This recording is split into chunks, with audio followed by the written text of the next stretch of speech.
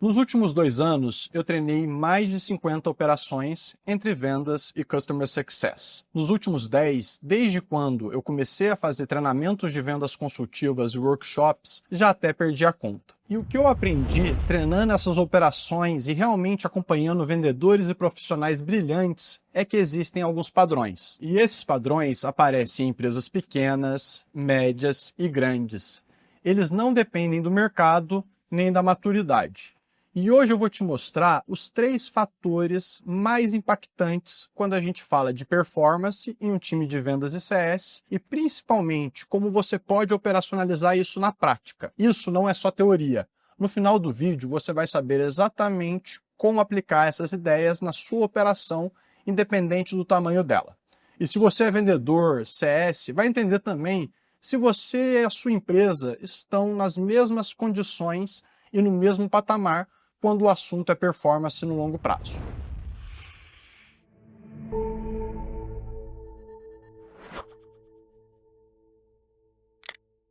E o primeiro fator que eu vou citar é o mais ignorado, ao mesmo tempo o mais óbvio. Fator 1.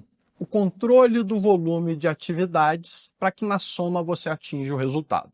Quando um time não bate meta, normalmente a explicação vem no caráter emocional. O mercado esfriou, o lead veio ruim, o cliente travou depois de ter confirmado, mas na maioria das vezes esse não é o problema. Ele é bem menos sofisticado. Trata-se de matemática. Se você lidera ou vive uma operação de vendas, possivelmente já se deparou com algum desses pontos que são muito comuns. Desconto exacerbado e dado de forma muito fácil antes do final do mês. Uma correria exagerada nos últimos dias. A meta basicamente se concretiza na última semana. Quando se bate meta, o esforço é muito grande nos últimos dias e o mês começa com pipeline praticamente vazio. O seu time até sabe vender, o problema não é o fechamento, é a performance nos dias que não se vende nada. A venda não acontece só no dia do fechamento, ela na verdade é a consequência de atividades rotineiras bem executadas.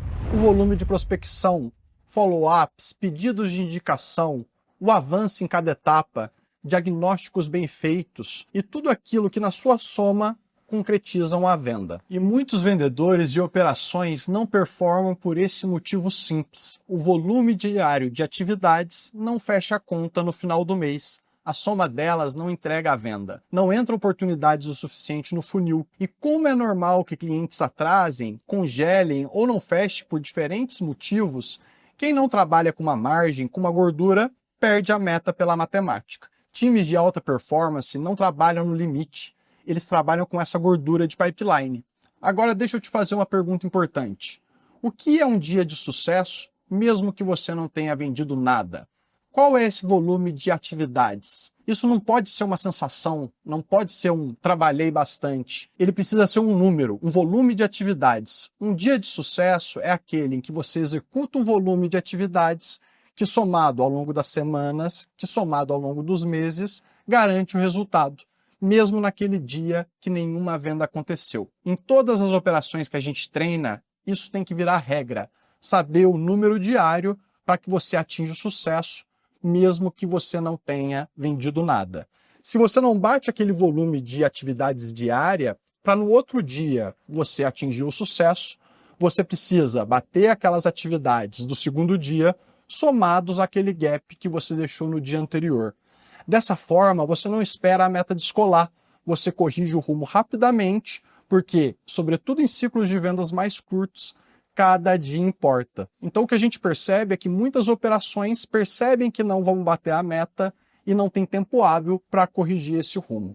Quando você controla diariamente esse volume de atividades, você consegue corrigir rapidamente e todos os dias ter uma sensação de sucesso ou que seu trabalho ficou aquém quando a gente fala de matemática do resultado. Se essa dica já fez sentido para você, se inscreve no meu canal e deixa o seu like. A próxima dica é o mais importante quando a gente fala de qualidade no processo consultivo. Não adianta você aumentar a atividade se a conversa é rasa, se ela é fraca. Em vendas complexas, isso só acelera o seu não, a sua negativa. E é aqui que entra o segundo fator, a profundidade da venda consultiva e o nível de repertório, sobretudo numa venda complexa. O vendedor, ele não compete somente com o concorrente, ele compete com a inércia, com a concorrência indireta do outro lado, com o deixa para depois, com outras prioridades e outros problemas internos que a pessoa do outro lado invariavelmente vai ter. Por isso que o papel do vendedor é entrar na esfera de negócios, despertar a necessidade, construir valor. E isso significa, na prática, sair desse discurso de produto, aumentar a autopercepção do outro sobre a própria situação. O cliente só muda quando ele entende que se manter na inércia é mais caro do que tomar a decisão. Construir valor e aderência não é convencer, é ajudar o outro lado a enxergar. Onde ele está perdendo dinheiro? Onde ele está deixando de ganhar dinheiro? Quais são os recursos-chave que estão sendo mal utilizados naquela operação? Aonde se desperdiça tempo, dinheiro, gente? No final do dia, toda venda consultiva complexa passa por uma lógica de negócio relativamente simples. Ou o que você vende ajuda o cliente a aproveitar oportunidades ou a ganhar dinheiro, ou o que você vende ajuda ele obrigatoriamente a economizar, ganhar performance, ganhar eficiência. Você precisa correlacionar a proposta de valor ou com ganho ou com economia. Se a conversa não chega naturalmente nisso, ela vai esbarrar obrigatoriamente em preço. Agora, aprender esse método de forma orgânica, leva meses, e a maioria das empresas não vai travar a meta para esperar esse desenvolvimento do vendedor. Por isso, nessas operações, a gente treina, mapeia e aprofunda, sobretudo no modelo de negócios do cliente, nos principais processos. A gente levanta os gargalos mais comuns que vão se repetir ao longo da conversa, porque as operações similares geralmente têm os mesmos problemas, e aquelas similaridades que têm clientes do mesmo perfil. Isso cria um repertório compartilhado. Não fica dependente do vendedor aprender organicamente. Você cria um roteiro de todos os tópicos que são importantes para aquele repertório e cria também uma lógica para que o vendedor aprenda cada um daqueles tópicos. É papel da empresa e da liderança garantir que o time tenha toda essa base para entrar nessas conversas mais profundas. Então, o que o seu vendedor precisa entender? Quais são as características-chave do negócio que vão fazer com que ele tenha uma conversa mais profunda? Ao invés de esperar ele aprender organicamente, faça esse mapeamento da sua proposta de valor, do negócio do cliente, os termos mais comuns, o glossário, os principais problemas que você sabe que são similares à maioria dos negócios naquele mesmo ICP. E ao invés de aprender organicamente, estabeleça um pace para que aquilo seja consumido e aprendido e executado no menor espaço possível. Se você deixa organicamente, leva tempo. Um dos principais hacks de aprendizado e de treinamento de vendedores é mapear o que ele precisa saber sobre o negócio do cliente e aí, através de treinamento, roleplay, simulação, one-on-one, garantir que aquele conhecimento foi absorvido. Só assim a venda consultiva vai ser explorada em sua plenitude. Só assim a gente consegue colocar as técnicas de vendas com o repertório de negócios para gerar resultados no processo comercial, onde o vendedor vai conseguir entender a situação do outro lado com maior profundidade e colocar o outro como protagonista do próprio processo decisório. Então, o que a gente vê nesses dois primeiros pontos é que vendedores que sabem e dominam o processo comercial geralmente não batem meta pelo volume de atividades diário que na soma não atinge o resultado. Mas da mesma forma, não adianta você ter volume, ser extremamente trabalhador se essa conversa não tem profundidade. Sobretudo com ICPs mais sofisticados, você precisa entrar na esfera de negócios, que é o ponto 2. Como você garante a profundidade necessária para encontrar o melhor dos dois mundos, entre volume e qualidade dessa venda consultiva. O terceiro ponto não está atrelado ao treinamento direto dos vendedores da operação comercial, mas a garantia da estrutura para você atrair, reter e manter os melhores talentos.